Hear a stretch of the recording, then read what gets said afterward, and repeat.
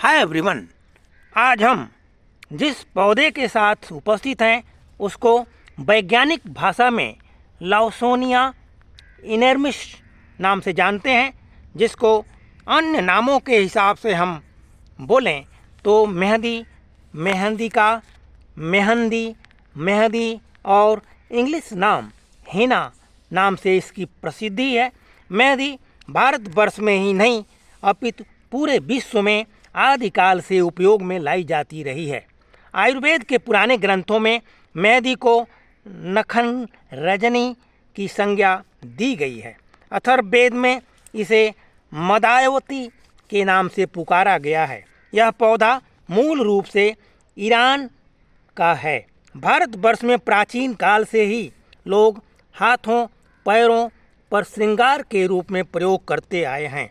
मेहंदी बालों को रंगने के साथ साथ इसके फूलों से रस का निर्माण भी होता है, जो बाजार में हिना इत्र के नाम से विख्यात है। इसका वैसे वानस्पतिक नाम लॉसोनिया इनर्मिस हमने पहले ही बता दिया है। यह लाइथेरेसी कुल का सदस्य है।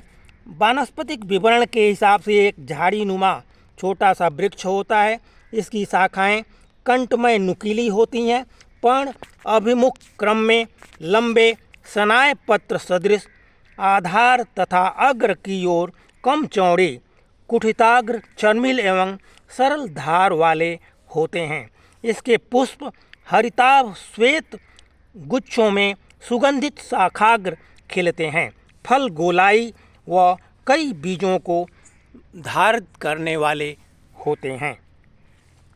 यह पौधा संपूर्ण भारतवर्ष में बहुतायत में पाया जाता है। अधिकतर क्षेत्रों में मेहंदी का प्रयोग बगीचों की बाउंड्री व बाड़ तथा फेंसिंग के रूप में किया करते हैं। भारतवर्ष के अतिरिक्त यह पौधा मिस्र, अफ्रीका, अरब, ईरान आदि देशों में भी पाया जाता है। औषधीय उपयोग के हिसाब से मेहंदी के पत्तों, छाल, फल और बीजों का उपयोग खास करके लोग बाग किया करते हैं और औषधियों के निर्माण को करते हैं। मेहंदी औषधीय रूप में कफ पित्तनाशक, शोथहर तथा व्रण शोधक होती है। इसके पुष्प निद्राजनक, शोथहर और ज्वरन होते हैं। इसके बीज रक्तमक, अतिसार एवं प्रवाहिका में उपयोगी होते हैं। इसके पत्तों व फूलों से तैयार किया जाने वाला घन सत्व कुष्ठ रोग में उपयोगी होता है। इसके पत्रों का स्वरस कामला में उपयोगी माना जाता है। सिरदर्द, पीलिया एवं कुष्ठ रोग में तो इसका निवारण में इसका प्रयोग होता है। जो घटक होते हैं इसमें लासोन 2 हाइड्रॉक्सी 1 से 4 नफ्त, बिनोन, resin, tannin, gallic acid, glucose, नैनीताल, बसा, ग्लूसिलेज व क्विनोन नामक घटक पाए जाते हैं। ये सभी घटक घुलनशील होते हैं। मेहंदी की खेती सभी प्रकार की भूमियों तथा कंकरेली, पथरीली, हल्की, भारी में संभव है। यह पौधा उष्ण व शुष्क जलवायु वाले क्षेत्रों में अधिक पनपता है। एग्रोटेक्निक्स की बात करें तो खेत की अच्छी तरह से 2 या 3 बार जुताई करके खेत में दीमक से छुटकारा पाने के लिए नीम की खली के चूर्ण 50 से 60 किलोग्राम प्रति हेक्टेयर की दर से डालना चाहिए।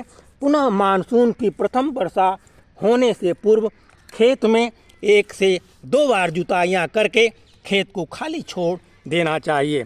जो प्रोपोगेशन की बात करें तो मेहंदी के पौधे को हम लोग बीजों एवं कलमों द्वारा लगा सकते हैं। बुआई या सोइंग की चर्चा करें तो मेहंदी के बीज अत्यधिक बारीक होने के कारण मार्च अप्रैल के महीने में छायादार स्थान पर तैयार नर्सरी में बीजों को छिड़क देना चाहिए। इस प्रकार 1 हेक्टेयर भूमि के लिए 20 किलोग्राम बीज की मात्रा पर्याप्त होती है। तत्पश्चात बेड पर हल्की सिंचाई करनी चाहिए। बीजों में अंकुरण की प्रक्रिया 10 से 20 दिनों के अंतराल में हो जाती है। नर्सरी काल में पौध को स्वस्थ रखने के लिए 15 से 20 दिनों के अंतराल पर नीम की पत्ती का घोल छिड़कना चाहिए।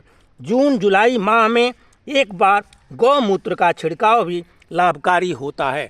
अगस्त माह में नर्सरी में तैयार पौधे की ऊंचाई 40 से 45 सेंटीमीटर तक होने पर खेत जो तैयार होता है में सीधी लाइनों में 30 सेंटीमीटर की दूरी पर रोपण करना चाहिए। लाइन से लाइन के बीच की दूरी 45 सेंटीमीटर से कम नहीं होनी चाहिए। फसल रोपण के समय खेत की मिट्टी अच्छी तरह गीली होनी चाहिए। रोपाई के बाद सिंचाई की आवश्यकता नहीं होती है। मेथी की जड़ें जो होती हैं काफ़ी गहरी दिखाई पड़ती हैं, इसलिए इसमें किसी भी प्रकार की खाद व सिंचाई की आवश्यकता नहीं होती है। सिंचाई करने पर मेथी के पत्तों में रजक तत्वों की भी कमी देखी जाती है, अतः इसकी सिंचाई न करें, इसकी गुणवत्ता क्षीण हो जाती है। इसलिए मेथी की खेती में सिंचाई की आवश्यकता नहीं है और न करें। रोपाई निराई गुणाई जो है इसमें पौधे में नए पत्ते आने शुरू हो जाते हैं। रोपाई के 1 माह बाद खेत में निराई करना आवश्यक होता है ताकि अनावश्यक खरपतवार को निकालकर खेत को इसमें मुक्त किया जा सके। संपूर्ण फसल के दौरान 3 से 4 बार निराई गुनाई करनी चाहिए।